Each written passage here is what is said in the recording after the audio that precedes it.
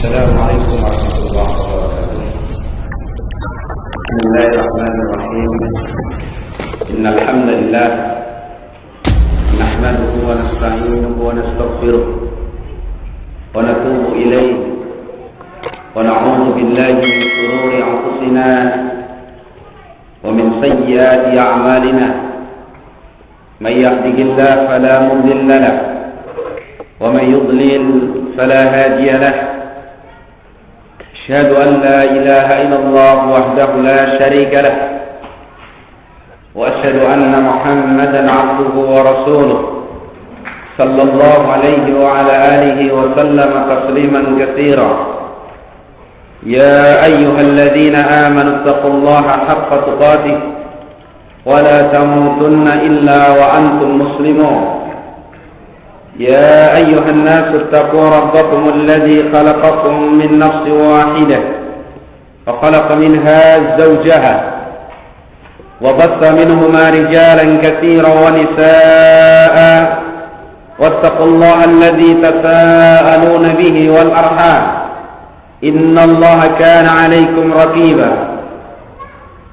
يا أيها الذين آمنوا اتقوا الله وقولوا قولا سديدا يصلح لكم أعمالكم ويغفر لكم ذنوبكم ومن يطع الله ورسوله فقد فاز فوزا عظيما.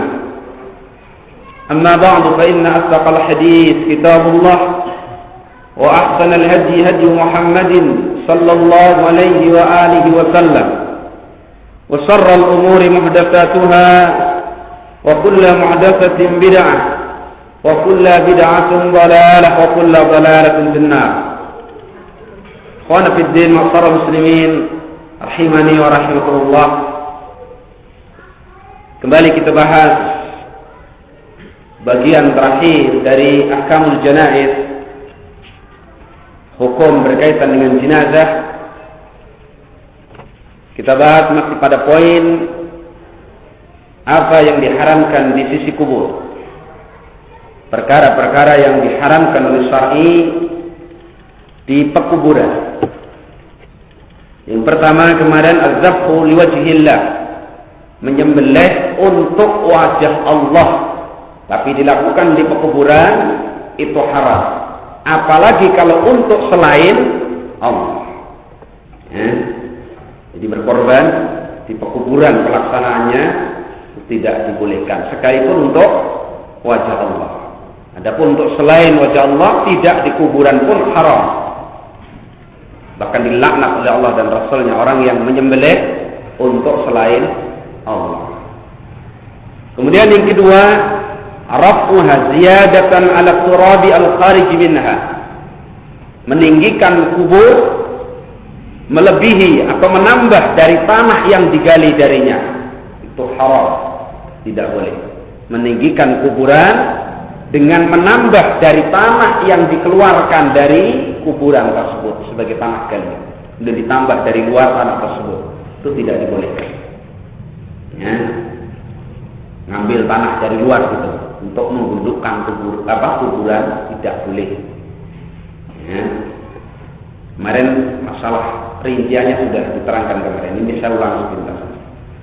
Kemudian mengecat kuburan, sekalipun nggak dibangun, mungkin tanahnya itu dicat bagaimana lah, dibagusi sehingga nampak bagus dan indah, itu juga diharamkan.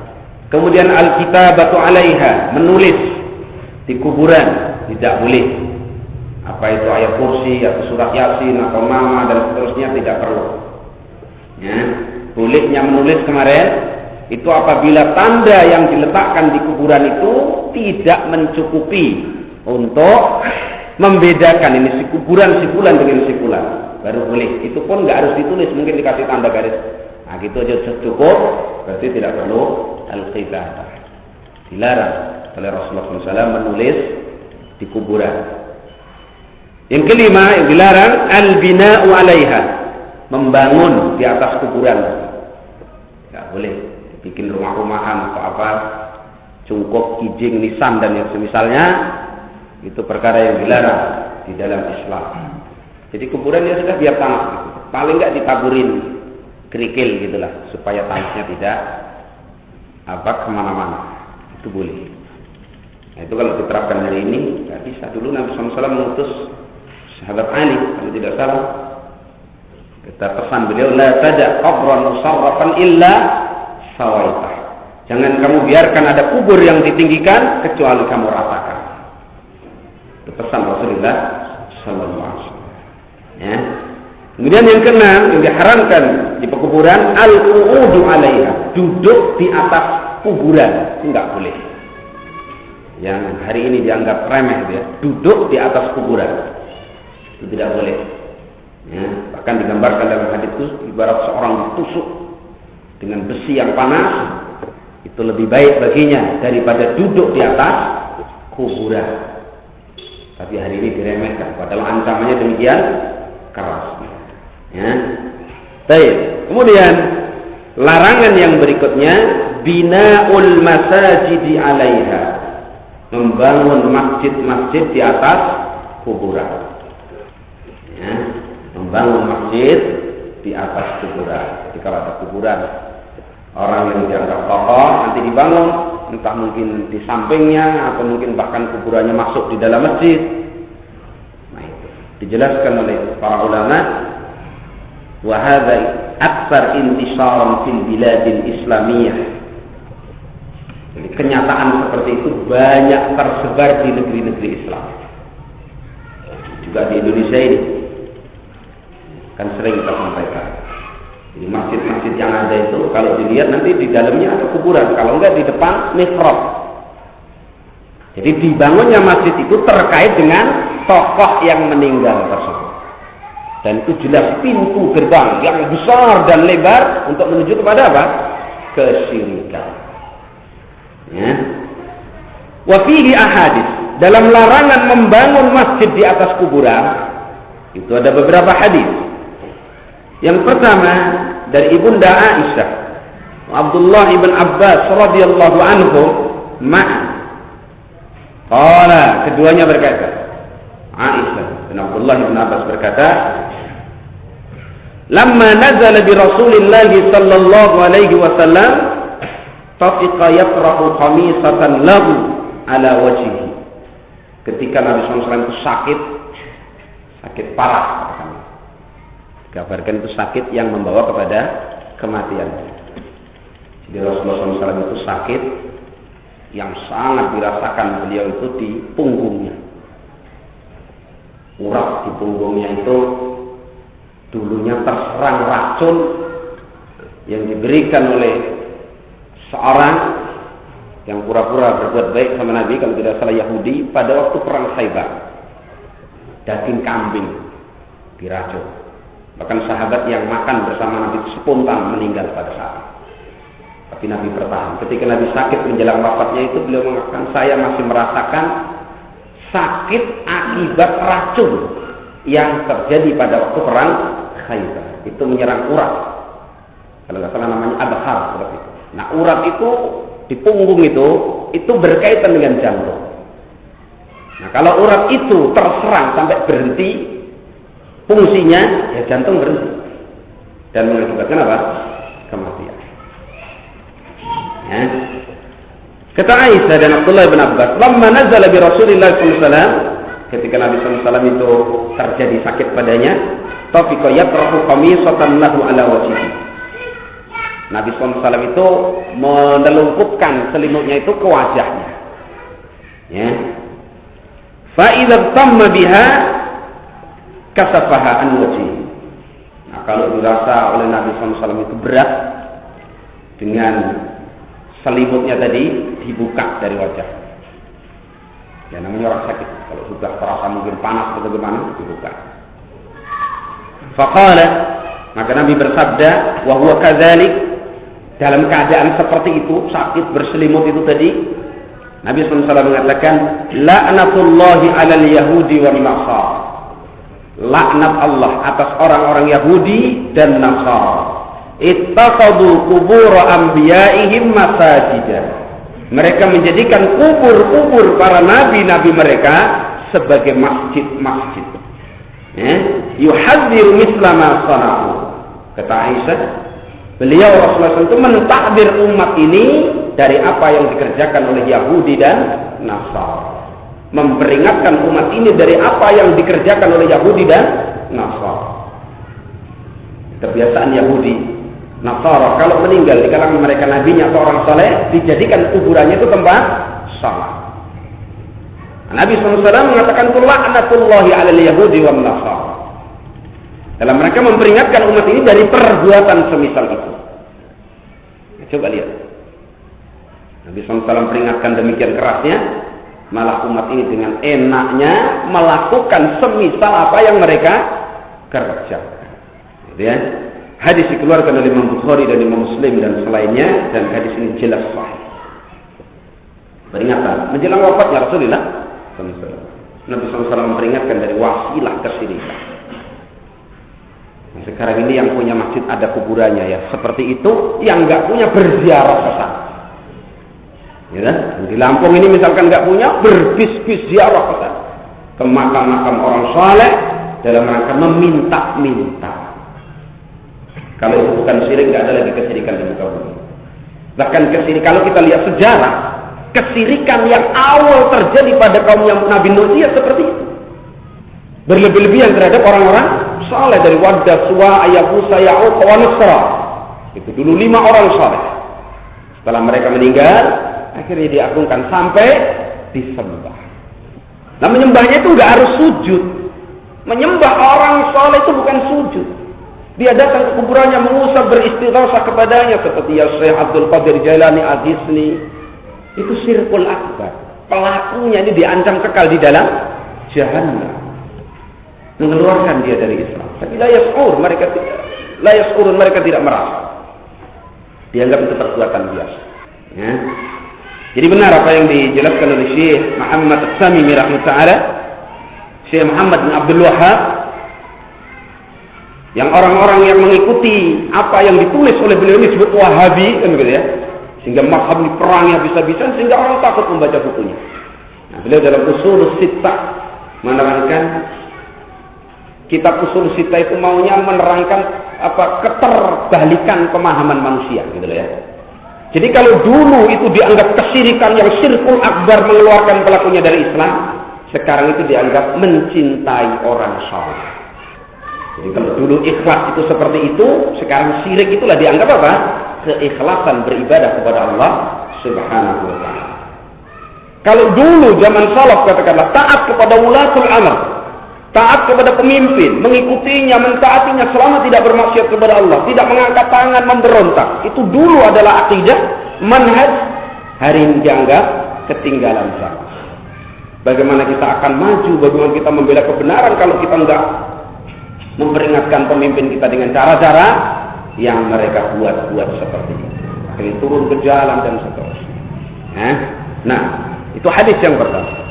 As-tsani, kemudian yang kedua, an Aisyah radhiyallahu anha qalat, masih dari Aisyah radhiyallahu anha qalat, beliau berkata, qala Rasulullah sallallahu alaihi wa alihi wasallam, bersabda Rasulullah sallallahu alaihi wa alihi wasallam, fi mardihi alladhi lam yakum minhu. Rasulullah SAW bersabda pada saat sakitnya yang Nabi SAW tidak bisa berdiri dari sakitnya. Nabi SAW mengatakan, la'anallahu al-yahuda wan nasara. Allah melaknat orang-orang Yahudi dan Nasara, ittaqadu qubura anbiya'ihim masajida. Mereka itu menjadikan kubur-kubur nabi mereka sebagai masjid-masjid. Laknat Allah. Ya. Qalat, Aisyah ini berkata, falaula dzaka ubrisu qabrahu ghairu annahu khasya ay yuttakhadha masjidan. Andaikan tidak karena ucapan Nabi SAW itu, tentu akan saya nampakkan kuburan Rasulullah sallallahu alaihi wasallam. Cuman beliau khawatir kalau kuburannya itu nanti dijadikan masjid. Sekarang ada pemahaman Sufiyah, seperti Afwan Jama'atut Tabligh katakan, itu thariqah Sufiyah. Itu ada amalan namanya muraqabah. Muraqabah bukan muraqabah syar'iyyah ternyata. Namanya muraqabah syar'iyyah itu merasa diawasi oleh Allah Subhanahu wa ta'ala. An ta'budallaha ka'annaka tarahu fa in lam takun tarahu fa innahu yaraka. Itu muraqabah yang syar'iyyah. Tapi itu tidak. Saya mengisahkan oleh Syekh Ali bin Hasan Alhamdulillah Ta'ala, beliau menceritakan seperti itu. Jadi muraqabahnya jamaah tabligh kita duduk entah di rumahnya atau di mana, mengarah ke kuburan Nabi lalu berinteraksi dengan Rasulullah sallallahu alaihi wasallam. Itu muraqabah alam ada syirik. Itu muraqabah syirkiyah. Tidak ada yang memperingatkan. Bahkan itu amalan yang istimewa di kelompok ini. Cuma orang tidak ngerti. Tertipu dengan fadail amalnya, dengan kayaknya yang kesana kemari pakai jubah, pakai gamis, berjenggot kayaknya. Pada problem dan muskilah pokok yang pada mereka demikian besar. Maka nggak pernah kita ketahui namanya jamaah tabligh membahas masalah akidah, masalah pentingnya tauhid, masalah bahaya kesyirikan, boro-boro bicara bid'ah.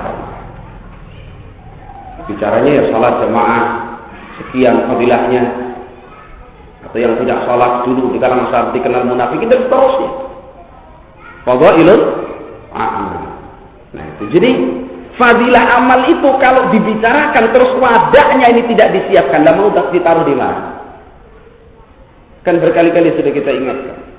Ketika misalkan Rasulullah SAW menyatakan bahwa Allah menyediakan di surga itu ada satu pintu namanya pintu Rayyan, gitu kan ya?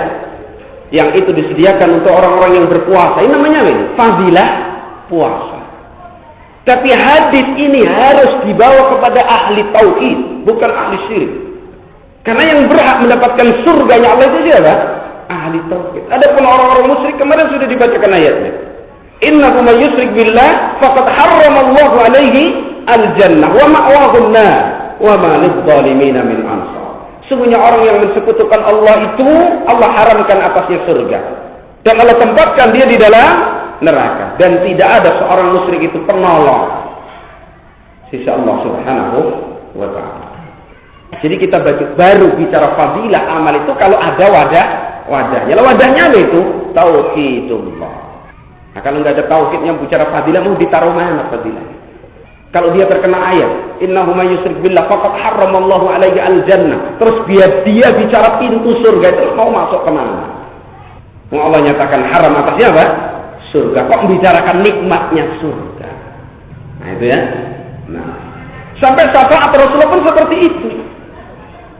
Kata Nabi sallallahu alaihi wasallam, inna syafaati li ahli al-kaba'ir min ummati.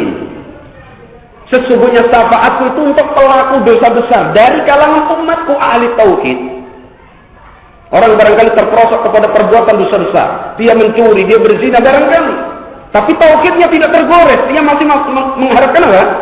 Adanya surga bagi dirinya, dan dia bisa mengharapkan syafaat Rasulullah sallallahu alaihi wasallam. Nah, orang yang setiap hari ya Syekh Abdul Qadir Jailani aghithni misalkan, terus begitu menyebut nama Nabi yang kita harapkan syafaatnya di yaumul kiamah kelak, mengharap apa dia? Sedang pintu syafaat sudah dia batalkan sendiri. Itu bahayanya kesyirikan, pentingnya tauhid. Ya. Nah, itu hadis yang kedua dikeluarkan oleh Imam Al-Bukhari dan Imam Abu Awanah dan selainnya. Kemudian yang ketiga, dalil yang ketiga tentang haramnya menjadikan kuburan itu sebagai masjid. An Abi Hurairah radhiyallahu an qala, dari Abu Hurairah radhiyallahu an beliau berkata, qala Rasulullah sallallahu alaihi wa alihi wasallam, Rasulullah sallallahu alaihi wasallam bersabda, qatalallahu al-yahuda, fi riwayatin la'anallahu al-yahuda wan nasara. Allah melaknat orang-orang Yahudi dan orang-orang Nasara. Ittakhadhu qubur anbiya'ihim masajid. Mereka itu menjadikan kubur-kubur nabi mereka sebagai masjid-masjid. Nah itu. Sekarang tak sama di orang-orang saleh. Pernah kita sampaikan di Jawa, terutama Jawa Timur, hampir semuanya. Daerah Gresik, Tuban, Ponorogo, mana lagi, Bangil, Pasuruan, Madura apalagi. Di Madura itu ada kuburan. Di daerah Bangkalan itu ada kuburan tokoh di situ. Setiap malam Jumat santri seluruh Madura, seluruh Bangkalan itu digiring ke kuburan. Kuburan itu kasih pelataran keramik kayak gitu. Nah, santri itu habis yasinan malam Jumat terus yasinan, malam Jumat yasinan. Di pesantren mana begitulah ya. Habis yasinan nanti ada sisa itu kira-kira jam 9 digiring sama kiainya ke kuburan tersebut. Pulang besok pagi jam 7 jam 8. Pulang sambil ngudut. Terus kopiannya diudah. Begitu. Itu saya lihat sendiri seperti itu. Di daerah Bangkalan, Madura yang paling sini, paling dekat dengan Pulau Jawa. Nah itu, coba itu dikomandani oleh kiai. Setiap malam Jumat santri suruh berbuat apa? Bid'ah dan syirik. Dan tidak ada seorang pun yang mengingkarinya. Allah haula wala quwwata illa billah. Itu kenyataan. Di negeri kita nggak usah jauh-jauh. Berarti dakwah kepada tauhid itu masih sangat dibutuhkan. Belum ada yang berani kemudian seperti Nabiullah Ibrahim barangkali tidak ada. Ya alhamdulillah sudah ada dakwah di sana sekalipun minimal sekali di Madura. Dakwah tauhid. Ya. Subhanallah. Jadi memprihatinkan sekali. Barangkali kita di sini tidak melihat pemandangan seperti itu. Sekedar mendengar sana kenyataan betul. Jadi seorang kiai itu seperti seorang nabi di kalangan para sahabat, bahkan lebih. Apa saja yang dikatakan itu hak. Sekalipun jelas-jelas di mata kita itu batin. Nah itu. Ya. Baik. Kemudian dalil yang keempat, hadis tadi keluarkan oleh Imam Bukhari dan Muslim dan selainnya. Ya. Hadis yang lebih mencakup. Ya, dari Abu Hurairah radhiyallahu anhu, dari Nabi sallallahu alaihi wasallam. Rasulullah itu berdoa, Allahumma la taj'al qabri watanan. Dalam riwayat yang lain, Allahumma la taj'al qabri watanan yu'bad. Ya Allah, jangan kau jadikan kuburanku itu berhala yang disembah. Coba itu doa Rasulullah SAW di akhir hidupnya. Rasulullah SAW khawatir sekali tentang kesyirikan terjadi pada umatnya. Manakala umat itu mau tergugah, terperangah melihat peringatan Nabi, insya Allah dia selamat. Tapi manakala peringatan Nabi itu dianggap angin lalu, lihat kenyataannya. Setiap khutbah Nabi itu mengatakan apa? Wa iyyakum wa muhdatsatil umur, fa inna kulla muhdatsatin bid'ah. Umatnya seolah-olah enggak mendengar ini. Mereka hampir seluruhnya terperosok kepada apa? Kebid'ah. Karena tidak memperhatikan peringatan Rasulnya sallallahu alaihi wasallam. Padahal setiap khutbahnya Nabi mengatakan yang namanya khutbah hajah kan begitu. Wa iyyakum muhdatsatil umur fa inna kulla muhdatsatin bid'ah wa kulla bid'atin dhalalah wa kulla dhalalatin finnar. Kemudian ada yang mentakwil. Oh ada bid'ah hasanah. Manusia berbeda dengan para sahabat. Para sahabat ketika dikatakan wa iyyakum muhdatsatil umur, hati-hati betul mereka. Segala sesuatu ditanyakan kepada Rasulullah SAW. Mereka tidak berani mengamalkan kalau tidak ada contohnya dari Rasulullah. Sehingga mereka adalah selamat. Generasi yang paling selamat dari apa? Kebid'ahan.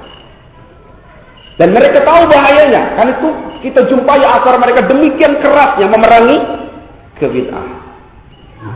Sampai penyimpangan kepada syar'i itu betul-betul diingkari agar tegak. Nahyu 'anil munkar. Coba ketika Abu Ayyub Al-Ansari radhiyallahu anhu diundang oleh Abdullah bin Umar radhiyallahu anhu, diundang walimah. Begitu datang ke rumahnya Abdullah bin Umar, dilihat temboknya atau rumahnya Abdullah bin Umar ini diselimuti kain. Sekarang biasa, ditutupi kain. Enggak jadi masuk Abu Ayyub Al-Ansari. Lalu bertanya kepada Abdullah bin Umar, kenapa seperti ini Abdullah? Maknanya, dia menjawab, ghalabani nisa, mengalahkanku istri-istri. Maka Abu Ayyub mengatakan, saya tidak menyangka seperti ini. Wallahi saya tidak akan makan di rumahmu, pulang. Jadi dilihat seperti itu, padahal itu kan minimal. Yang hari ini barangkali nggak pernah diperhatikan orang. Apalagi mau walimah, ya rumahnya biar bagus ditutupi kain yang masya Allah indahnya. Itu kalau pada masa sahabat sudah merupakan perkara yang diingkari sampai nggak masuk rumah sampai ditinggal pulang. Seperti itu. Ya, prinsip mereka di dalam memegang sunnah Rasulullah Sallallahu Alaihi Wasallam. Sehingga mulia. Kalau hari ini satu mengingkari, yang royal lebih banyak. Jadi orang dia jangan keras-keras lah, begitu. Dia kan awam, ngaji 20 tahun kok awam. Nah, akhirnya sunnahnya semakin melemah, semakin nggak nampak, semakin bebas biasa. Ya. Nah, baik. Jadi Nabi SAW berdoa, Allahumma la taj'al qabri wasana. Ya Allah, jangan kau jadikan kuburku ini berhala yang diibadahi. La'anallahu qauman. Ingat di sini bukan sekedar Yahudi dan Nasrani. Allah melaknat satu kaum ittakhadhu qubur anbiya'ihim masajid. Yang mereka menjadikan kubur-kubur nabi mereka sebagai masjid. Itu lebih umum. Kaum, bukan Yahudi dan Nasrani saja. Sedang kalau disebut dengan Yahudi dan Nasara, Rasulullah SAW pernah bersabda, wajar, tapi jangan dianggap biasa wajar. Kenapa umat ini menjadi seperti justru melakukan apa yang diperingatkan oleh Rasulullah SAW? Karena benarlah Rasulullah SAW ketika beliau bersabda, la tattabi'unna sanana man kana qablakum hadwal qudzati bil qudzah, hatta law dakhalu juqra dabbin la dakhaltumuh. Sungguh kalian benar-benar akan mengikuti tata cara umat-umat sebelum kalian. Sedikit demi sedikit. Sibron bisibrin. Sejengkal demi sejengkal. Sampai andaikan mereka masuk ke lubang bot, tentu kalian akan mengikuti masuk. Jadi hadis ini seolah-olah khabar dari Nabi SAW yang pasti. Karena itu pakai sumpah. La tattabi'unna. Seolah-olah wallahi, demi Allah, sungguh-sungguh kalian akan mencontoh tata cara umat-umat sebelum kalian. Terjadi. Syekhul Islam cuma menerangkan dalam Iqtida' Shiratal Mustaqim, andaikan tidak ada hadis Rasulullah SAW, la tazalu ta'ifatun min ummati dhahirina 'alal haqqi la yadurruhum man khadalahum wala man khalafahum hatta ya'tiya amrullah. Andaikan tidak ada hadis ini, umat ini akan berduyun-duyun mengikuti sunnahnya Yahudi dan Nasrani. Berdasarkan hadis tadi. Karena Nabi mengatakan apa? La tattabi'unna sanana man kana qablakum. Sungguh benar-benar kalian akan mengikuti tata cara orang-orang sebelum kalian. Ketika ditanya man huwa ya Rasulullah? Atau man hum ya Rasulullah? Sampai dikatakan dalam riwayat yang lain al-yahud wal nasara ya Rasulullah. Kata Nabi SAW, faman, siapa lagi kalau bukan mereka? Umat-umat sebelum kita. Ya, kita lihat. Dalam semua aspek kehidupan, hampir mazhabnya Yahudi dan Nasrani. Ya? Nah, sampai pada dalil yang keempat dari larangan membangun masjid di atas kubur. Dan nanti akan sampai juga pembahasan dilarang sholat di masjid yang ada kuburnya. Ya.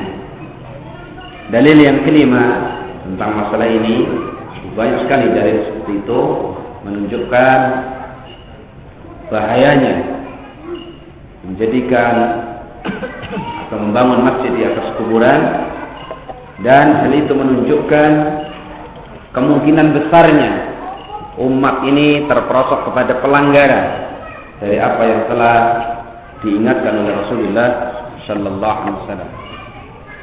Hadis dari Jundub radhiyallahu anhu qala sami'tu an-nabiyya sallallahu alaihi wa alihi wasallam, aku mendengar Nabi sallallahu alaihi wasallam qabla an yamuta bi khamsin yaqul, sebelum meninggalnya 5 hari.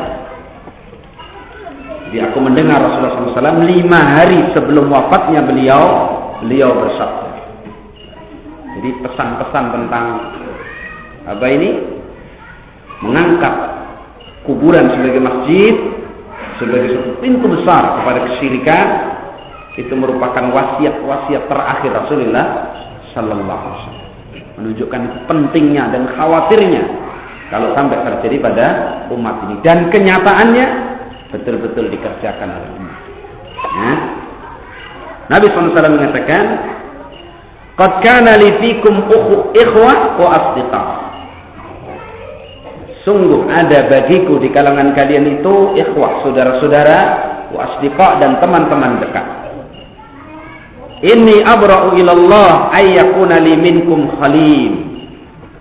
Saya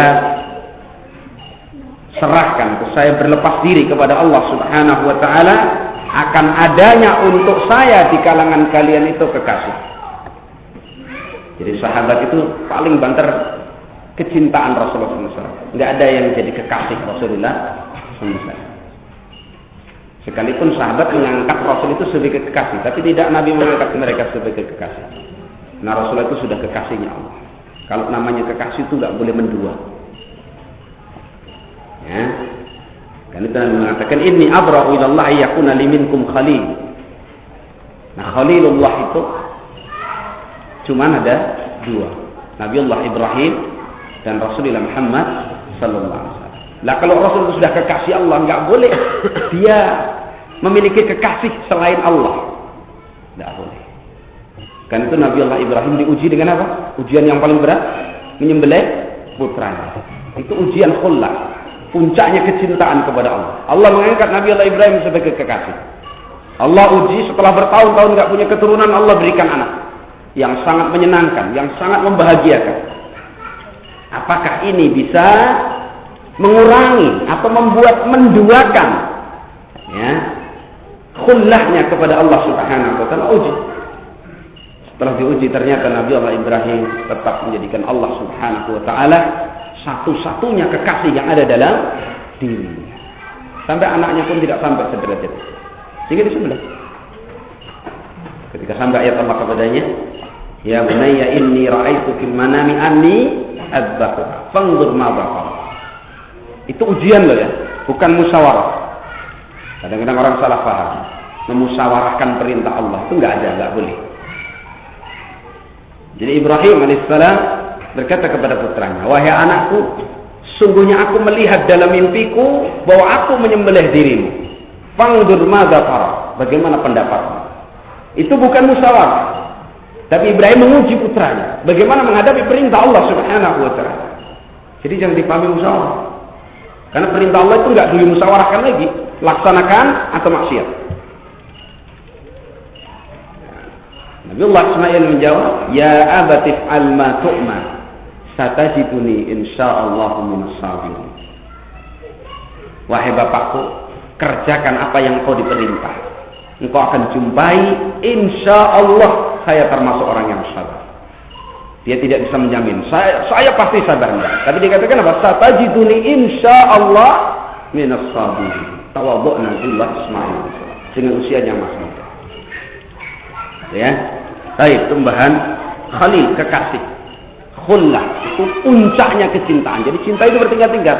Paling tingginya kecintaan itu khullah, kekasih. Ya. Nah, wa inni abra'u illahi ayyakuna li minkum khalil. Dan saya berlepas diri kepada Allah kalau ada untukku di kalangan kalian itu kekasih. Fa innallaha ta'ala qad ittaqadani khalilan. Karena sungguhnya Allah Subhanahu wa taala telah mengangkatku sebagai kekasihnya. Jadi orang yang memahami kalau Rasulullah itu Habibullah, kalau Ibrahim Khalilullah itu salah. Ya, jadi Rasulullah itu juga Khalilullah dengan nas dalil ini. Kata Nabi SAW, fa inna Allah Ta'ala qad ittakhadani khalila. Karena Allah sudah mengangkatku sebagai kekasihnya. Kama ittakhadha Ibrahim khalila. Sebagaimana Allah mengangkat Ibrahim sebagai kekasih. Jadi Rasul paling afdal ulul azmi. Dari ulul azmi ini paling afdalnya adalah Rasulullah SAW. Kemudian Nabiullah Ibrahim alaihissalam. Begitu ya. Walau kuntu muttahidan min ummati khalilan, andaikan aku mungkin menjadikan dari umatku itu seorang kekasih, lattahattu Abu Bakrin khalila. Tentu yang saya jadikan kekasih adalah Abu Bakar. Andai itu tidak mungkin. Andaikan boleh saya mengangkat salah seorang umatku sebagai kekasih, tentu yang saya angkat adalah siapa? Abu Bakar. Tapi tidak boleh. Karena Allah sudah menjadikan Rasulullah sebagai apa? Kekasih. Ya.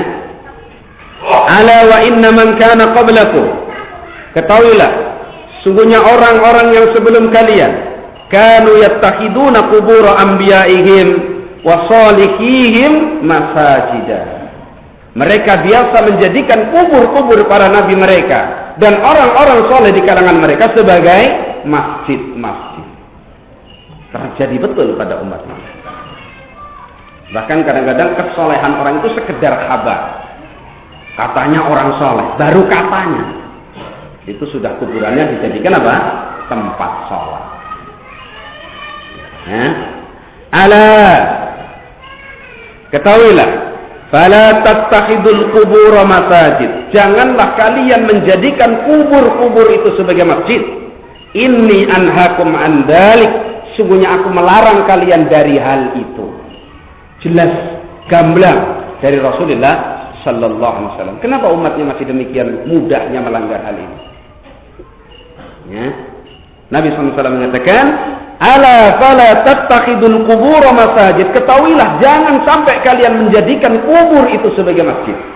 Inni anhakum an dzalik. Sungguhnya aku melarang kalian dari hal itu. Larangan yang demikian gamblang dari Rasulullah sallallahu alaihi wasallam. Karena manusia ini enggak sabar kalau dengan kuburan. Ya kan? Kalau sama kuburan udah enggak sabar. Apalagi yang dikabarkan kuburan itu yang di situ orang saleh. Apalagi dikabarkan itu udah keris yang meloncat dari situ, wah sudah. Tambah mempeng ibaratnya gitu ya. Subhanallah. Ya. Nah, hadis dikeluarkan oleh Imam Muslim dan selainnya. Kemudian hadis yang ke-6 dari Abdullah bin Mas'ud qala, sami'tu Rasulullah sallallahu alaihi wasallam yaqul. Aku mendengar Rasulullah sallallahu alaihi wasallam bersabda, "Inna min syirarin nas." Sesungguhnya termasuk sejelek-jelek manusia, man tudrikuhus sa'atu wa hum ahya. Orang-orang yang dijumpai hari kiamat sedang dia masih hidup. Jadi orang yang terjadinya hari kiamat dia mengalami dalam keadaan hidup, sejelek-jelek manusia.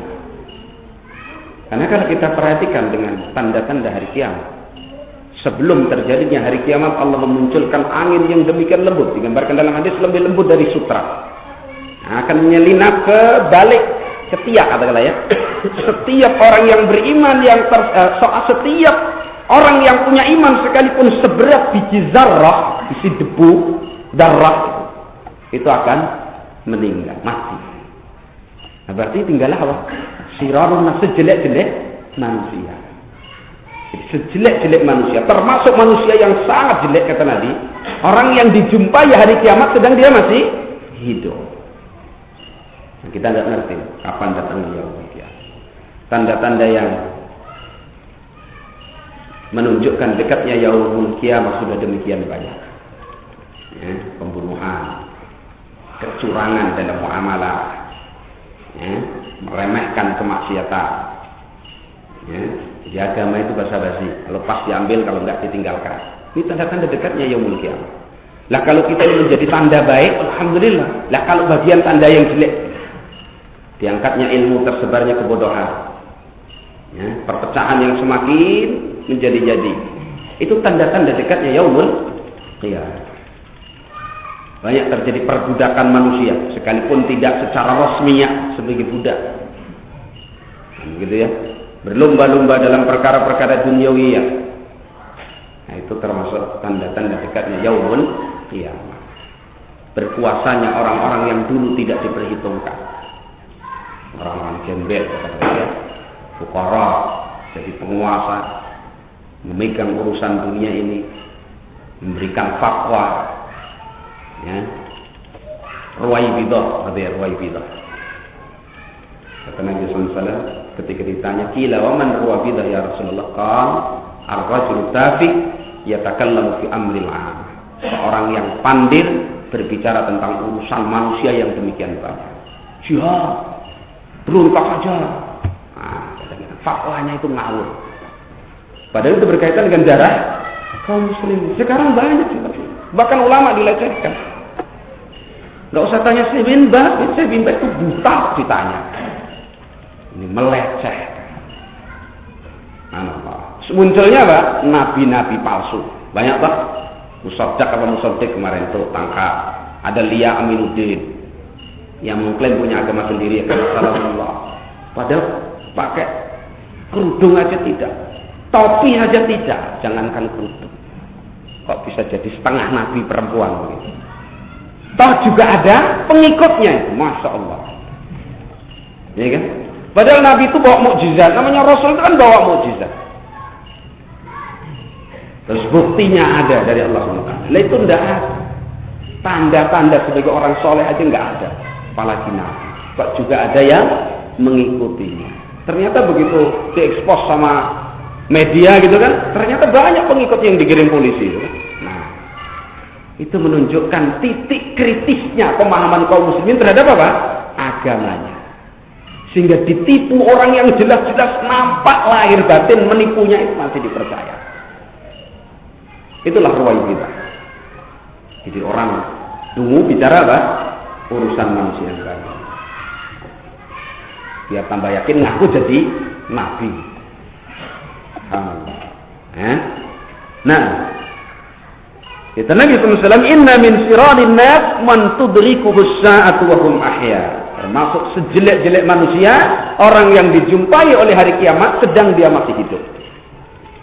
Nah, kita ini nggak ngerti lah umurnya, masih segar-segar itu. Nah, kemudian yang kedua, wa man yattakhidu al-qubur masajid. Termasuk sejelek-jelek manusia orang yang menjadikan kuburan itu sebagai masjid. Nah, kalau ketemu orang itu ingat hadis Nabi, oh ini sejelek-jelek manusia. Sudah. Baru dibangun sikap. Sekalipun nampaknya kiai besar begitu, tapi kalau kerjaannya menjadikan kuburan itu sebagai tempat ibadah, sebagai tempat sholat, ya sudah. Nabi SAW nggak mengatakan itu yang pakai sorban, enggak. Yang jelas Nabi SAW mengumumkannya. Wa may yattakhidul qubura masajid. Siapa saja yang menjadikan kuburan sebagai masjid itu termasuk sirarinnya, sejelek-jelek manusia. Nah, kalau dikaitkan dengan hadis ini, alangkah banyaknya orang-orang yang jelek dan alangkah sedikitnya orang-orang yang baik. Nah, hadis dikeluarkan oleh Imam Ahmad dengan sanad yang bagus. Ya. Kemudian dari Aisyah, terakhir dalil yang kita sebutkan dari Aisyah radhiyallahu anha qalat, lamma kana maridan Nabi sallallahu alaihi wasallam, ketika sakit Rasulullah SAW, ya, tadzakara ba'du nisa'ihi kanisatan bi ardil Habasah. Sebagian istri-istri Nabi itu mengingat-ingat gereja di negeri Habasah. Ya. Diingat-ingat, disebut-sebut itu gereja di negeri Habasah. Yuqalu laha Maria. Gereja itu disebut gereja Maria.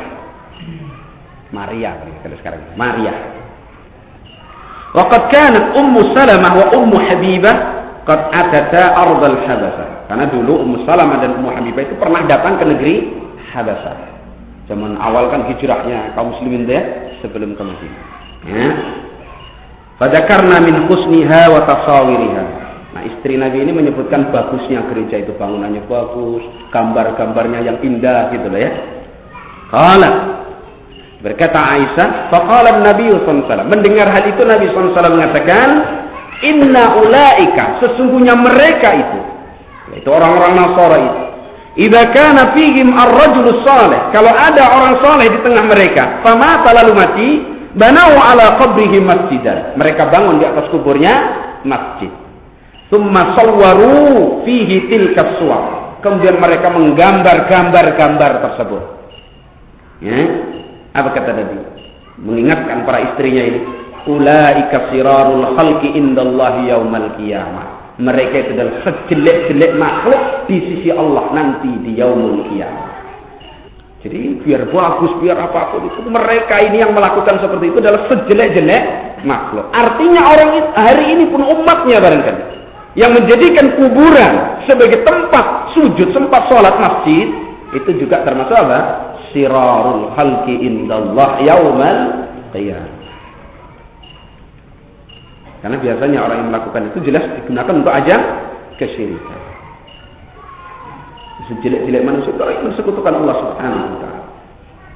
Sedolim-dolimnya manusia adalah orang-orang musyrikin, orang-orang yang mensekutukan Allah Subhanahu wa ta'ala. Nah, hadis keluarkan oleh Imam Bukhari dan Imam Muslim. Baik, ikhwan fillah rahimani wa rahimakumullah. Itulah larangan kita ini menjadikan kuburan sebagai masjid atau tempat ibadah. Sekalipun di sampingnya loh ya. Mungkin masjidnya di sebelah kanan, kuburnya di sebelah kanan masjid, kemudian di sebelah kirinya dibangun masjid. Tapi ada nilai ta'zim kepada kuburan tersebut. Atau mungkin di depan, yang tadi dikatakan di depan mihrabnya, atau mungkin di depan katakanlah masjid sana. Kan itu ulama kita mengatakan melarang. Bahkan seolah-olah itu ijma' mereka. Melarang masjid yang dibangun di atas kuburan, baik kuburan itu di luar masjid, di sekitarnya katakan. Dan itu apabila masjid kita ini berdekatan dengan pekuburan, tidaklah dikasih hijab yang tinggi. Sehingga orang yang sholat itu tidak pernah terekam dalam benaknya apa? Kuburan. Kita ini nggak boleh merasa aman dari godaan setan. Setan kata Nabi itu ya jadi majrad dah, berjalan di tubuh kita ini tempat jalannya darah. Mungkin tadinya datang, tidak berpikir itu, tapi melihat ada kuburan, lama-lama ditumpukan sama setan itu. Akhirnya ada nilai-nilai yang lebih. Belum nanti anak keturunannya. Akhirnya masjid dianggap masjid keramat. Dan banyak itu. Coba kalau di Jakarta ini namanya masjid keramat itu pasti ada kuburannya. Gak pernah ada.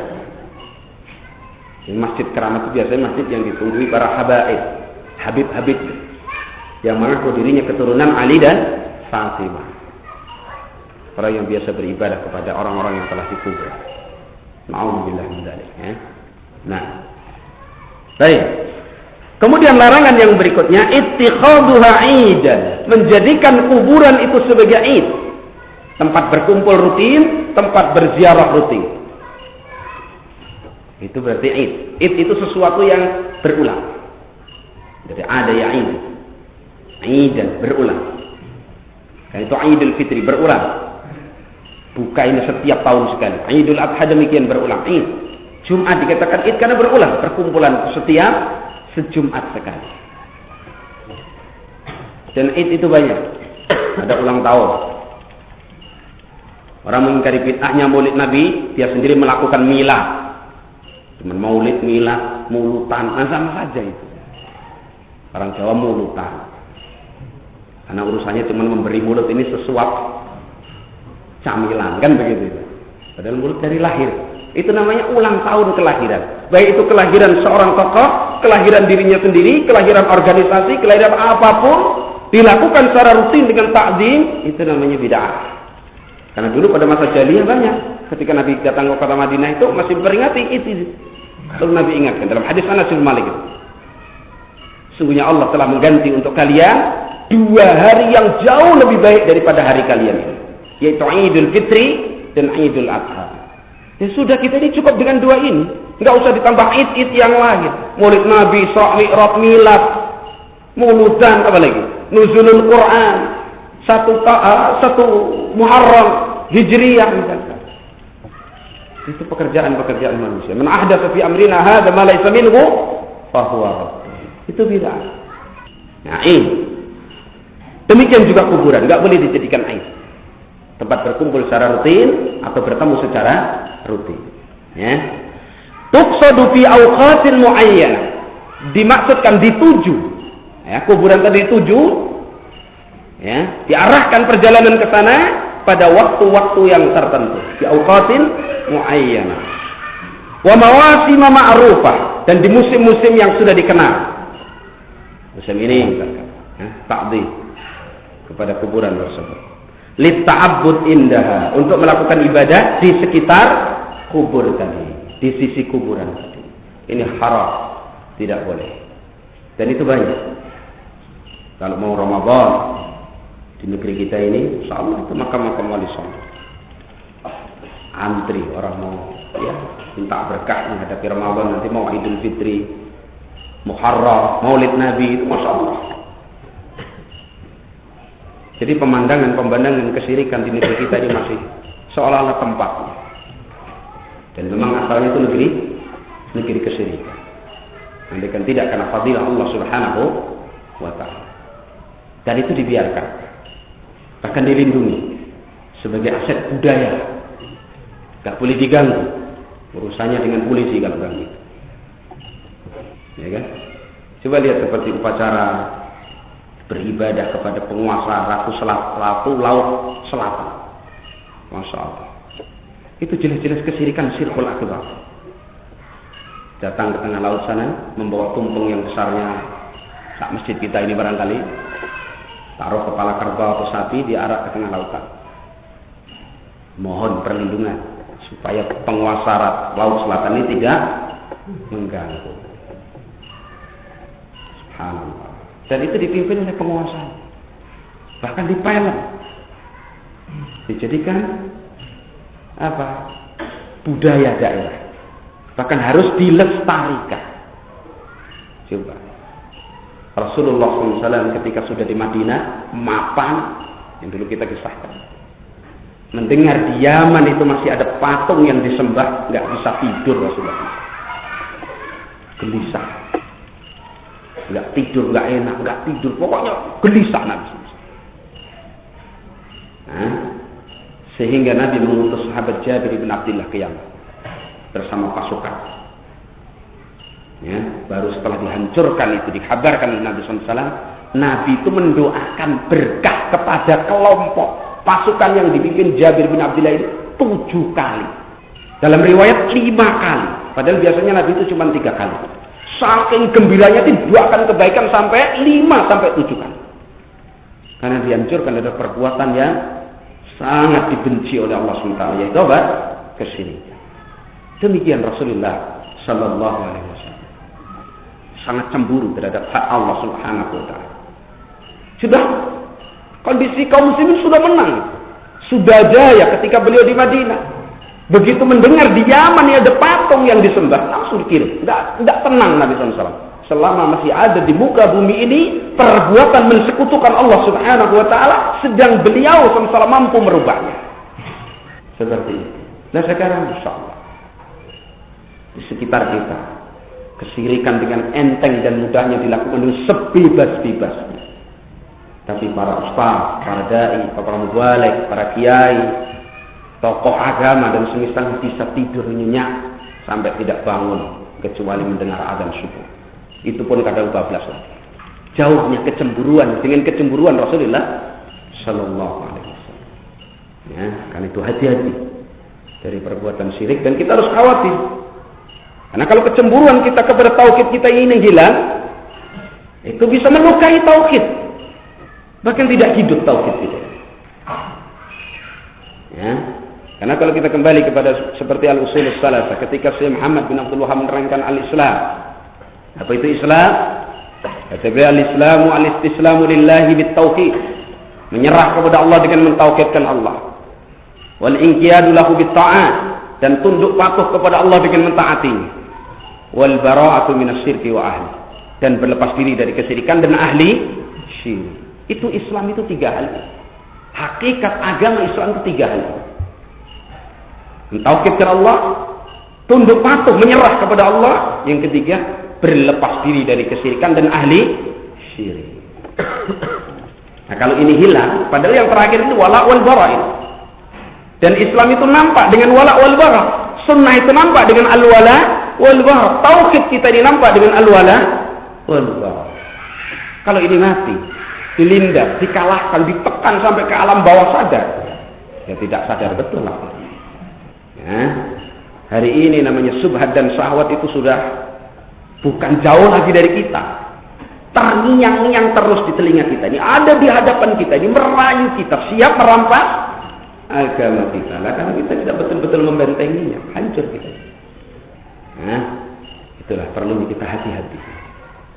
Ya, kita hidup di masa fitnah, subhat, syahwat.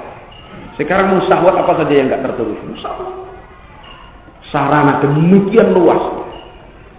Ibarat pegang kayak begini nih HP, pencet. Kalau mau melampiaskan syahwat, seharian bisa tertulis. Hari ini mau praktek langsung di jalan-jalan itu disediakan kesenangan-kesenangan syahwat. Kan mudah sekali Pak terampas agama kita. Pulang ngaji sampai rumah belum tentu istiqamah. Di jalan ketemu ini, dilihat asik juga. Manggut-manggut. Ini kan? Jalan, naik motor sama mobil-mobilnya sampai musik. Enak juga musik. Syahwat itu. Ya kan seperti itu Pak. Siap merebut agama kita. Belum lagi subhat. Seolah-olah itu Islam, seolah-olah itu sunnah, seolah-olah itu Al-Quran, seolah-olah dalil. Tapi hakikatnya menipu, merampas agama Allah. Hati-hati. Istiqomahnya itu yang sulit kan? Pesan Nabi kan begitu ya. Qul amantu billah tsumma istaqim. Berimanlah kan. Katakan aku beriman kepada Allah, kemudian apa? Istiqomah. Yang sulit itu istiqomah. Kalau mengucapkan saya beriman mudah. Tsumma istaqimnya itu. Ya. Perintah Allah kepada Rasulnya bahwa wa'bud rabbaka hatta ya'tiyakan yakin. Bukan pas ta'lim saja beribadah kepada Allah. Tapi apa? Hatta ya'tiyakan yakin, sampai menjemputmu kematian. Dilihat orang, tidak dilihat orang, ibadah hanya kepada Allah. Sampai kapan? Sampai mati. Kalau belum mati jangan istirahat. Nah gitu. Istiqomah itu. Dan itu berat. Istiqomah itu memang berat. Sehingga Nabi SAW mengatakan apa? Sayyabatni hudun wa akharuha. Bikin beruban saya surat Hud dan saudara-saudara. Itu ketika apa? Ketika Nabi perintah oleh Allah, wastaqim kama umirta. Istiqomahlah kamu sebagaimana kamu diperintah. Godaan begitu banyak.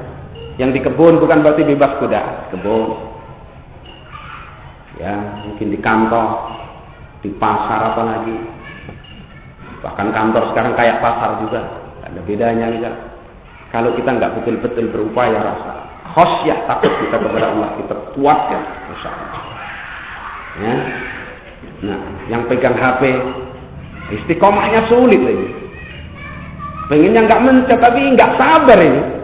Dan juga akhirnya, saya katakan rekaman musiknya, gambar yang direkam di situ dan macam-macam. Jadi setelah hari ini subhat dan syahwat itu sudah berkitar-kitar di sekitar kita ini. Taqullah, hendaklah kita bertakwa, takut kepada Allah Subhanahu wa Ta'ala. Dan kalau terjadi semacam itu, segera berkumpul dengan saudaranya yang saleh. Jangan malah menyendiri, berasik diri dengan maksiat, jangan. Segera keluar. Kalau itu terkungkung dalam itu, buka. Kalau itu berkumpul dengan orang yang jelek, segera lari menuju kepada saudaranya yang saleh yang bisa membawa dia, menyadarkannya. Itu fungsinya teman. Itu fungsinya saudara di muka bumi. Tapi kalau saudara itu semakin menenggelamkan dia dalam comberan itu tadi, ya sudah, berarti sama-sama baunya. La haula wala quwwata illa billah. Ya, karena itu penangkal yang paling mapan, yang paling kokoh dalam hal ini apa? Khasyatullah. Rasa takut kepada Allah. Itu menghalangi kita dari syahwat. Kalau sudah ilmu dan pemahaman yang mapan. Kalau boleh ilmi yang betul-betul sampai kepada pemahaman yang mapan, yakin sehingga tidak terguncangkan dengan subhat membuat ragu-ragu, tidak. Orang bicara kayak apapun, mana dalilnya, mana sunnahnya, mana contoh dari Nabi, bagaimana perkataan para ulama sahabat, begitu. Jangan mudah-mudah kemudian kita dengarkan dan kita berikan telinga kita. Ya, hari ini orang yang kayaknya mau menolong kita, saya betul, ini nasihun amin, kata saya betul-betul seorang penasihat yang terpercaya. Belum tentu. Iblis saja ketika mau menggoda Adam, seolah-olah begitu. Ibarat bahasa kita, sudah Adam percaya saya ini enggak mungkin lah saya tega menyesatkan kamu itu. Saya ini seorang pemberi nasihat, bahkan bersumpah wallahi katakan begitu. Tapi apa akibatnya setelah dipercaya? Ya seperti itu. Namanya orang mau cari mangsa. Kalau belum dapat kayaknya meyakinkan betul. Tapi kalau sudah dapat, nasib kita sama. Fala talumuni walumu anfusakum. Enggak usah kamu caci saya, kata iblis. Cacilah siapa? Dirimu sendiri. Saya sekedar menipumu, kamu mengikutiku. Kan sudah diterangkan oleh Allah dalam surat Ibrahim itu. Perkataan iblis itu. Ya. Nah. Baik. Jadi menjadikan kubur sebagai id dimaksudkan pada waktu-waktu tertentu dan musim-musim yang telah dikenal, katakan Pak, untuk beribadah di sisi kubur tadi. Au li ghairiha, atau untuk selainnya itu dilarang. Li hadis Abi Hurairah radhiyallahu an, qala Rasulullah sallallahu alaihi wasallam. Berdasarkan hadis Abi Hurairah radhiyallahu an, dia berkata Rasulullah sallallahu alaihi wasallam, la tattakhidu qabri 'idan. Janganlah engkau menjadikan kuburanku itu sebagai 'id, tempat berkumpul, tempat yang dituju dalam melakukan perjalanan.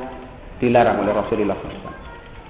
Sekarang kadang haji datang ke Madinah, masuk Masjid Nabawi, itu bukan masjidnya yang penting, kuburan Nabi. Itu sudah diperingatkan oleh para ulama. Kalau kita ini mau menyampaikan salam dan salawat kepada Nabi, dari sini aja nyampe. Nabi Allah jadikan mendengar. Ya, dan hidupnya para nabi di kubur itu bukan sebagai dalil kita bisa bertawasul dengan. Karena hidupnya mereka sudah di alam barzakh. Karena ada hadis, al-anbiya yusallun, al-anbiya yusallun, al-anbiya ahya'un fi kuburihim yusallun. Para nabi itu masih hidup, di kubur mereka salat. Karena itu Nabi juga mengatakan, bila kalian ingin bersalawat kepadaku, sampaikan. Karena dimanapun kalian menyampaikan salawat kepadaku, maka Allah akan menyampaikannya kepadaku. Jadi tidak perlu mengkhususkan kuburan Rasulullah sallallahu alaihi wasallam. Itu Nabi berpesan, la tattakhidu qabri idan, jangan kalian jadikan kuburanku itu sebagai id. Wa la taj'alu buyutakum kuburan, dan jangan kalian jadikan rumah-rumah kalian itu sebagai kuburan. Fa haitsuma kuntum, ini dimanapun kalian berada, fasallu alayya, salawatlah kepadaku. Banyak-banyak salawat kepada Nabi. Siapa orang yang paling banyak bersalawat kepada Rasulullah? Ahlul hadis. Karena setiap dia menulis hadis, qala Rasulullah sallallahu alaihi wasallam. Fa haitsuma kuntum fasallu alayya. Dimanapun kalian berada, salawatlah, sampaikan salawat kepadaku. Itu perintah Allah Subhanahu wa taala. Ya ayyuhalladzina amanu sallu alaihi wa sallimu taslima. Fa inna salatakum tablughuni. Sesungguhnya salawat kalian itu sampai kepadaku. Sekalipun jauh. Kita bersalawat di sini, Allah sampaikan kepada Rasulullah sallallahu alaihi wa alihi wasallam. Baik. Hadis keluarkan oleh Imam Abi Daud, Imam Ahmad dengan sanad yang bagus. Nah. Kemudian, wa nafiddin rahimani wa rahimakumullah. Yang dilarang, ini sebenarnya panjang masalah itu tapi saya ringkas saja. Yang dilarang berikutnya adalah as-safar ilaiha, melakukan perjalanan ke kuburan, ke pekuburan. Sekalipun itu kubur Rasulullah sallallahu alaihi wa alihi wasallam, itu dilarang. Berarti ziarah-ziarah wali songo itu dilarang, begitu. Dilarang. Apalagi sampai utang. Kadang-kadang orang itu berbuat syirik aja diiwan utang, nanti diiwan utang. Dipaksakan untuk bisa. Padahal itu dosa yang paling besar. Bagaimana mau melakukan dosa itu hutang supaya bisa melakukan. Sedang sisa uangnya saja nggak boleh, apalagi sampai hutang. Insyaallah. Ya, subhanallah. Tidak safar ilaihi, bersafar ke kuburan. Itu mengkhususkan safar, mungkin mau ziarah kubur aja lah. Nggak berbuat syirik, itu saja dilarang. Apalagi melakukan perbuatan apa? Syirik di sisi kuburan. Dan itu pemandangan yang nggak bisa diingkari. Orang yang ziarah itu coba ditanya, itu jelas ibadah. Karena tujuan yang paling mereka ingin apa? Mencari berkah. Adakah dalil bahwa ziarah kubur itu mencari berkah? Enggak ada. Ziarah kubur itu mengingat mati. Sulit di kampungnya buka warung nggak laku-laku, ikut ziarah kubur. Ya kan gitu? Minta sama wali songo. Nanti didoakan sama wali 9, wali songo ini semua lapor sama Allah, si fulan punya warung, lariskanlah. Nah, begitu. Kan begitu. Fikihnya tawasul mereka itu begitu. Kalau kita langsung kepada Allah, kita ini siapa? Dosa kita banyak. Lewatlah orang yang dekat sama Allah. Syekh Abdul Qadir Jailani apa siapa? Sunan Ampel apa siapa? Dekat sama Allah. Itu kemarin ketemu santri ya seperti itu fikihnya itu. Jadi Allah itu seperti didudukkan seperti kepala negara gitu. Lah kalau kita mau ketemu presiden, karena itu bisa mati, takut kalau dibunuh, ya lewat dulu pegawai-pegawainya. Lalu memang urusannya nggak beres, nggak bisa ketemu. Nanti tahu-tahu masuk bunuh presiden itu. Nah kalau Allah siapa yang dikhawatir? Sedang Allah sudah menyatakan apa? Ud'uni astajib lakum. Ada pernah saya mendengar kias. Kiasnya kayak kita bikin minyak dari kelapa. Nanti kupas dulu sabutnya, ya. Nah, dicungkil dulu kelapanya dari batoknya, diparut dulu, kemudian disantankan dulu, baru dimasak dan seterusnya, baru sampai minyaknya. Begitu pula kita nggak mungkin langsung sampai kepada Allah, harus sabut dulu. Kalau kita ini sabut ya harus lewat batok. Kalau kita ini batok ya harus lewat kelapa dan terus. Jadi Allah itu disamakan dengan kelapa. Subhanallah. Laisa kamitslihi syai'. Allah sendiri menyatakan ud'uuni astajib lakum. Nah, tenang. Disafar ilaih. Wa fi hadis. Dalam hal ini ada beberapa hadis.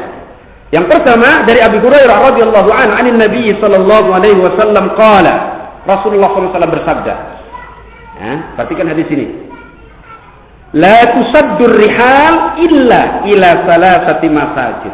Tidak boleh ya bersungguh-sungguh melakukan perjalanan dalam rangka ibadah ini. Ini ibadah, dibatasi ibadah. Karena apa yang diucapkan Nabi itu ibadah. Ya. Kalau sungguh-sungguh misalkan kerjaannya di Bandar Lampung, sungguh-sungguh berjalan ke sana, dilarang oleh Nabi, akhirnya nggak berangkat kerja. Ini keliru. Ini ibadah urusannya. Jelas jadi dibedakan ya. Nanti jangan dalili para pegawai itu ya. Akhirnya mokok nanti mereka. Ya. Nabi SAW mengatakan apa? La tusaddur rihal illa ila salasati masajid. Tidak boleh bersungguh-sungguh ya, mengikat tusaddur itu diikat kuat dalam perjalanan, melakukan perjalanan kecuali ketiga masjid. Kecuali menuju 3 masjid. Ya. Sungguh-sungguh berjalan dalam rangka beribadah kepada Allah ke tempat apapun tidak boleh kecuali ketiga masjid. Ya. Masjidul Ka'bah, yaitu Masjidil Haram, Masjid Ka'bah, kata Nabi SAW. Yang kedua, wa masjidi, dan masjidku, yaitu Masjid Nabawi. Ingat masjidnya loh, bukan kuburannya loh ya. Karena pada masa Nabi, kuburan Nabi itu nggak di masjid. Dan itu di sana Syekh Albani dalam Tahdzirus Sajid mengkisahkan tentang masuknya kuburan Nabi ke Masjid Nabawi. Kuburan Nabi yang di rumah Aisyah itu kok jadi masuk ke Masjid Nabawi, dan peringatan ulama pada saat itu terhadap yang melakukannya, penguasa yang melakukannya, yang sampai sekarang. Sekalipun tidak dibenci salat di masjid itu, karena itu bukan asas dari Nabi SAW dan fadilah masjid yang demikian besar. Ya. Nah, kemudian wa masjidu Ilya, yaitu Masjid Aqsa, Masjid Ilya, Masjid Aqsa di Palestina. Jadi 3 masjid. Jadi kalau masaddur rihal, bersungguh-sungguh melakukan perjalanan ke tempat, ke suatu tempat dalam rangka beribadah, tidak boleh kecuali ketiga tempat ini. Masjidil Haram, Masjid Nabawi, dan Masjid Al-Aqsa di Palestina. Ya. Nah, akhrajahul Bukhari, dikeluarkan Imam Bukhari dan juga Imam Muslim, ya. Dan dikeluarkan pula secara maknanya oleh ashabus sunan rahimahumullahul jami'. Kemudian yang kedua, dari Abi Sa'id Al-Khudri radhiyallahu anhu, qala sami'tu Rasulullah sallallahu alaihi wasallam yaqul, aku mendengar Rasulullah sallallahu alaihi wasallam bersabda, la tusaddu, dalam riwayat la tasuddu ar-rihala illa ila salasati masajid. Janganlah kalian bersungguh-sungguh melakukan perjalanan ibadah kecuali menuju 3 masjid. Masjid hadza, masjidku ini kata Nabi, yaitu Masjid Nabawi, ya, wal Masjidil Haram, dan Masjid Al-Haram di Makkah, wal Masjidil Aqsa, dan Masjidil Aqsa di Palestina, yang sekarang masih dalam kungkungan Yahudi ya. Yang katanya tekadnya jamaah-jamaah bid'ah di Indonesia dan sekitarnya itu, mereka pakai thariqah wahyu gitu. Nah, Nabi itu 13 tahun di Makkah, Fathu Makkah, hijrah ke Madinah, terus perang. Maka mereka pakai target 13 tahun. Kalau Khilafatul Muslimin 13 tahun mau menundukkan, menguasai kutub Indonesia ini. Itu loh siapa? Abdul Qadir Baraja itu. Padahal ini sudah berjalan 11 tahun. Sudah belajar 12 tahun. Jadi tahun depan ini Abdul Qadir Baraja akan kutub Indonesia ini, menundukkan Indonesia ini jadi kekhilafahan dia khalifahnya. Padahal RT di sekitarnya saja nggak ada yang kenal dia. Khayalan ahli bidah. Ya, seperti Jamaatul Muslimin 13 tahun mau membebaskan Masjidil Aqsa dari tangan Yahudi. Nah, ini sudah sampai sekarat rakyat Palestina, masih sekedar angan-angan saja. Itu menipu umat. Thariqah wahyu, karena Nabi 13 tahun, kita harus 13 tahun. Nggak mampu. Karena orang nggak kenal. Masa kita kenal nggak Abdul Qadir Baraja Teluk Betung itu? Tak kenal. Bagaimana kita mau bayar dia? Satu RT sekitarnya aja ada yang nggak tahu. Ya. Dia bisa membuka satu RT itu bayar sama dia semua, itu sudah prestasi yang bagus menurut dia, tapi sangat jelek. Ya. Kok mau se-Indonesia disikat sama Hansip beres. Ya. Jadi bermimpi di siang hari bolong, nggak tidur lagi kok mimpi. Ya. Subhanallah. Ya. Jadi syaitan itu pandai sekali menipu manusia. Ingin jadi khalifah itu khayalannya kayak begitu. Padahal dulu sahabat jadikan khalifah itu berat, itu malah menghayal. Jadi khalifah minta dibayar. La haula wala quwwata illa billah. Itu pelarian dari Lombok. Lari ke Betung, di sini agak laku sekarang. Nah, begitu. Subhanallah. Temu rombongan datang ke rumah. Ya, nah. Jadi kata Nabi SAW, la tasuddur rihal illa ila salasati masajid, masjid hadza wa masjidil haram wa masjidil aqsa. Hadis dikeluarkan oleh Syaikhan Bukhari Muslim dan selain keduanya. Ya. Nah. Kemudian berikutnya yang dilarang dari hal yang berkaitan dengan kuburan, iqadus sarji indaha, menyalakan lampu atau penerang di sisi kubur. Jadi kuburan kasih lampu dilarang. Lilin atau mungkin dupa atau apa siang malam misalkan dilarang. Ya. Wa dalil ala dzalika iddatu umur. Dan yang menunjukkan bahwa itu dilarang adalah beberapa perkara. Yang pertama, kata Syekh Al-Albani, kaunuhu bid'atun atau bid'atan muhdatsah. Hal itu merupakan bid'ah yang diada-adakan, la ya'rifuha salafus salih, tidak pernah dikenal oleh salafus salih. Gak ada para sahabat yang memasang lampu di pekuburan. Ya, termasuk kalau bayi lahir punya teman gitu ya, apa namanya? Hari-hari yang kadang ditaruh di depan rumah itu ya, terus dikasih lampu. Kalau nyiram harus pelan-pelan. Jadi kalau nyiramnya kasar, nanti anaknya yang temannya itu kayak disiram. Kalau air panas yang disiramkan situ, nanti kalau disiramkan situ, bayinya yang temannya ini seperti tersiram air panas. Itu i'tiqad jahiliyah. Banyak melakukannya. Itu fikih apa primbon Jawa barangkali itu ya, kejawen seperti itu. Ya namanya barang begitu ibarat kotor, ditimbun sudah selesai. Kalian tuh nanti kalau punya anak punya itu ditimbun di mana biar nggak ketahuan keluarganya. Kalau keluarganya itu ngeliat kayak begitu udah nggak sabar, ya kan? Nah, jadi bid'ah. Faqad qala Nabi sallallahu alaihi wasallam, kullu bid'atin dhalalah wa kullu dhalalatin finnar. Semua bid'ah itu sesat. Semua bid'ah itu sesat. Enggak ada bid'ah hasanah. Orang yang bilang bid'ah hasanah suruh menunjukkan contohnya enggak bisa. Apa contohnya bid'ah hasanah? Yang kedua, kalau suruh menunjukkan bid'ah yang enggak hasanah juga enggak bisa. Apa contohnya bid'ah yang jelek? Kalau ada bid'ah hasanah? Enggak ada. Salat 8 rakaat bagus. Kita ini banyak dosa, kalau Nabi 4 ya kita 8. Bagus toh? Bagus. Nah begitu. Kalau alasan kenapa enggak bagus? Kan enggak ada contohnya dari Nabi. Lah itu pun juga enggak ada contohnya. Akhirnya enggak ada bid'ah hasanah. Kullu bid'atin dhalalah. Itu kalau mau nurut sama Nabi SAW. Kalau mau membangkang sama Nabi, bikin bid'ah hasanah. Mana ada satupun dalil yang mengatakan ada bid'ah hasanah? Enggak ada. Kadang berdalil itu, man sanna fil islami sunnatan hasanatan. Ada lafaz bid'ah itu. Coba dalilnya. Man sanna fil islami sunnatan hasanatan, falahu ajruha wa ajru man amila biha min ghairi ayyan kusamin ujurihim syai'. Wa man sanna fil islami sunnatan sayyi'atan. Biar dicari sampai ubanan enggak ada lafaz bid'ah di situ. Lah kok bisa jadi untuk bid'ah? Ini ngawurnya nemen gitu. Nabi mengatakan man sanna fil islami sunnatan hasanatan sama sunnatan sayyi'atan. Lo kok tahu ada bid'ah hasanah itu? Lafaz itu dari mana? Maka orang yang mengatakan ada bid'ah hasanah itu sudah bid'ah berikutnya. Karena nggak bisa menutupi bid'ah kecuali dengan apa? Kebid'ahan. Sebagaimana dusta, nggak bisa ditutupi kecuali dengan apa? Ya dusta berikut. Enggak Pak, betul. Enggak. Akan dusta lagi.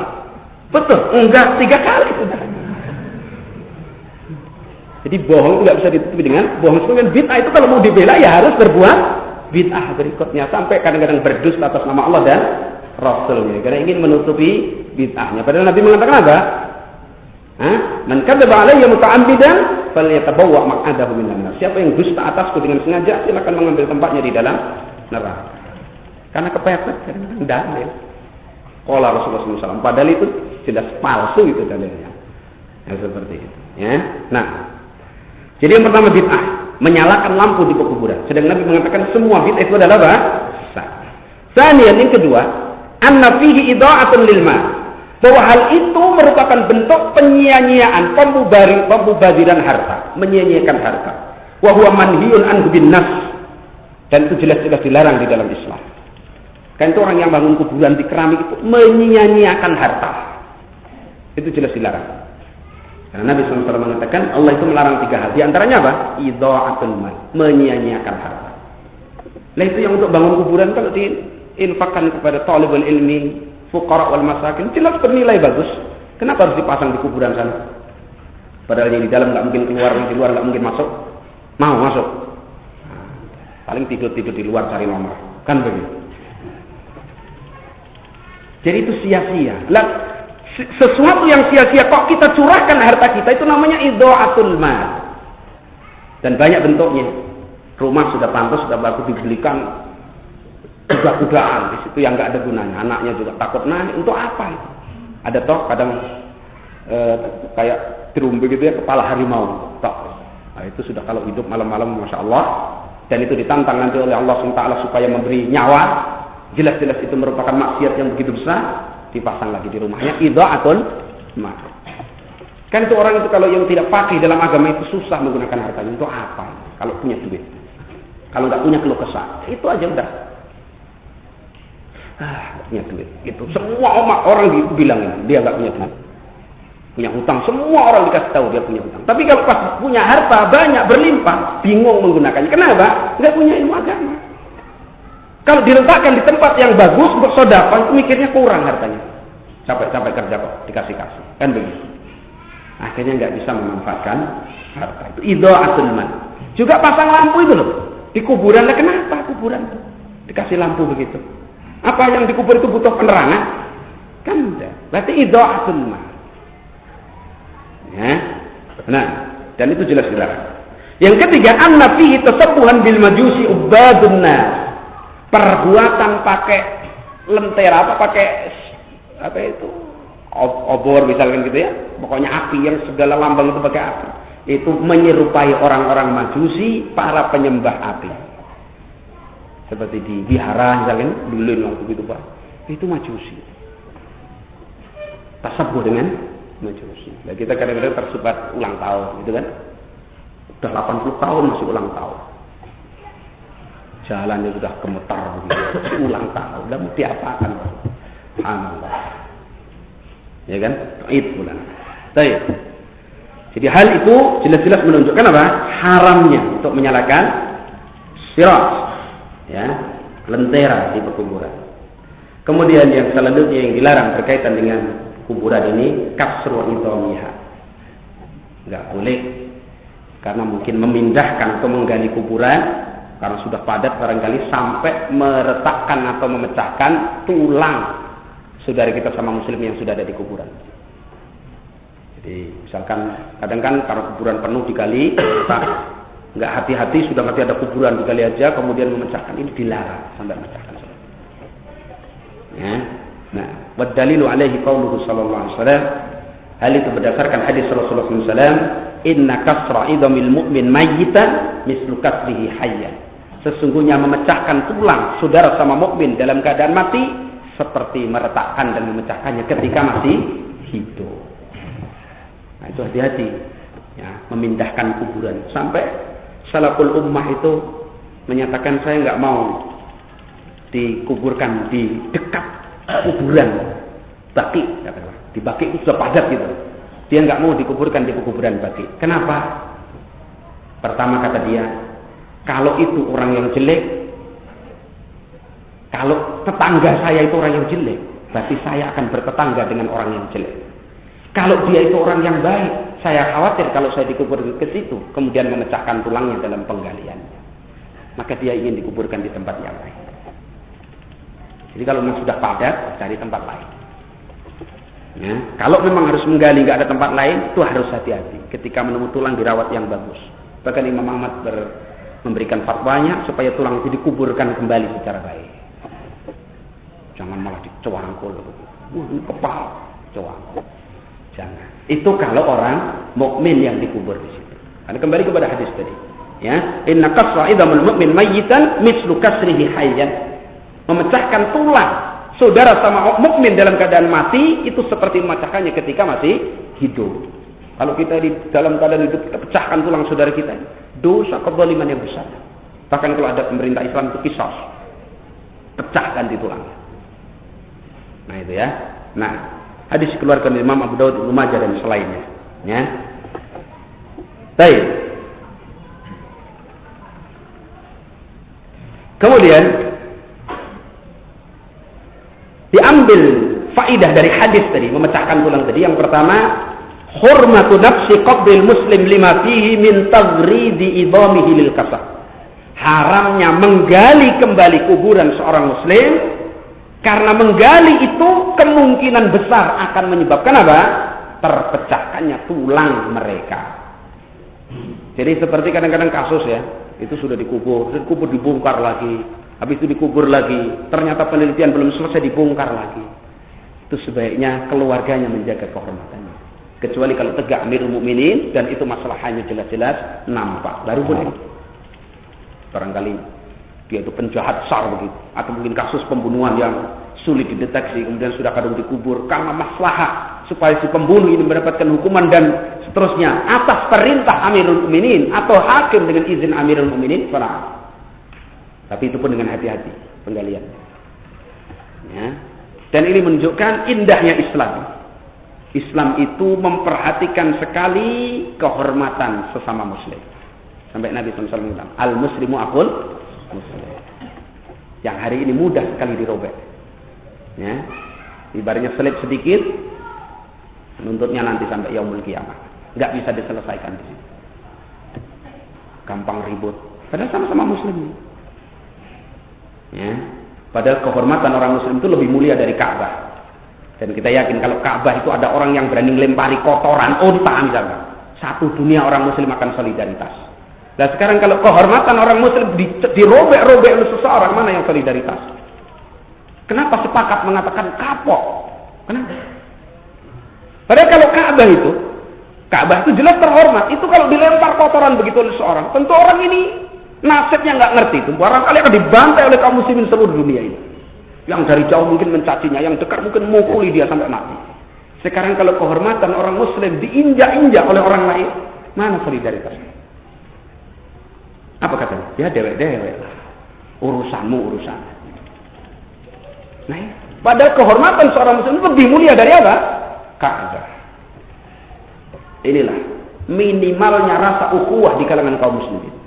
Dan rentannya perpecahan di tengah-tengah mereka. Dan itu tipu daya setan yang paling besar. Kan Rasulullah SAW mengatakan, setan itu sudah putus asa untuk merayu manusia di Jazirah Arab supaya mereka beribadah kepada selain Allah. Putus asa. Walakin bitahris bainahum. Tapi caranya apa? Memecah belah di kalangan mereka. Karena itu, usi nafsi wa iyyakum. Janganlah kita ini mengucapkan kalimat sekalipun bisi-bisi dengan saudara kita, yang itu menyebabkan perpecahan di kalangan kaum muslimin. Jangan. Kalau kita nggak betul-betul di atas keyakinan. Karena itu ketika bernasihat, ikhlaslah. Ketika bernasihat, ikhlaslah. Ketika mau menyampaikan nasihat, ya, supaya misalkan jangan bergaul sama si itu. Harus betul-betul dibangun di atas keyakinan bahwa orang itu berbahaya, sehingga saudara kita ini betul-betul niat ikhlas kita selamatkan dari bahayanya. Jangan hanya karena urusan kita dengan dia tidak sama, lalu orang lain kita rekrut supaya mengikuti madhab kita. Itu bukan ud'u ila sabili rabbi, tapi ud'u ila sabili nafsi. Nah itu bahaya. Karena setan itu begitu mencari poin-poin ini perpecahan.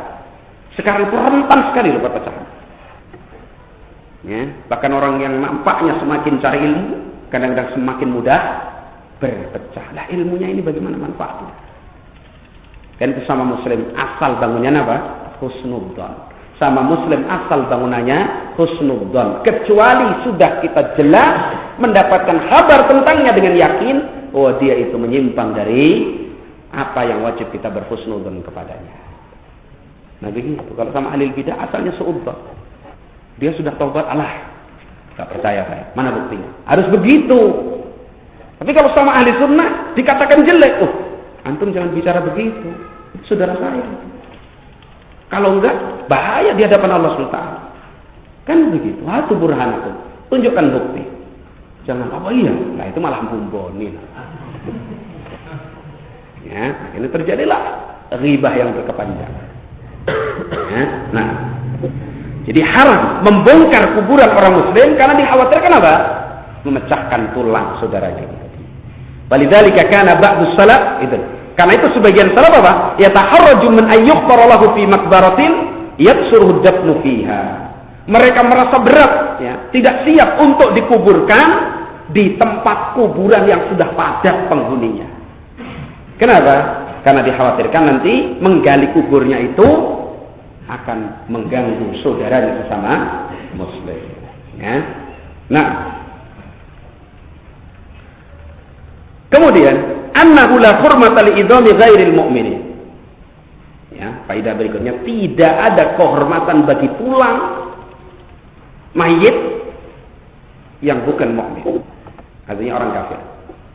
Karena itu sebagian ulama kita membolehkan kalau mau praktek, misalkan kedokteran ya praktek. Kalau memang perlu, kadang-kadang kan yang untuk praktek itu ya pasien yang sudah nggak ada nyawanya itu kadang-kadang. Itu harus diteliti. Nah kalau pasien itu mukmin jangan untuk praktek, apalagi dibuka auratnya dan seterusnya. Haram, keharaman yang besar. Kenapa? Hukum dia mati seperti hukum dia hidup. Menelanjangi dia ketika mati seperti menelanjangi ketika apa?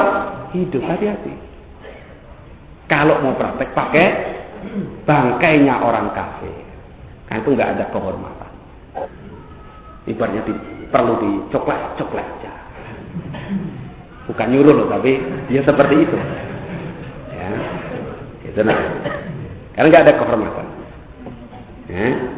Karena apa? Nabi menandarkan tentang haramnya memecahkan tulang tadi kepada mukmin. Berarti selain mukmin nggak ada kehormatannya. Itu mafhumnya seperti itu. Ya. Nah. Baik.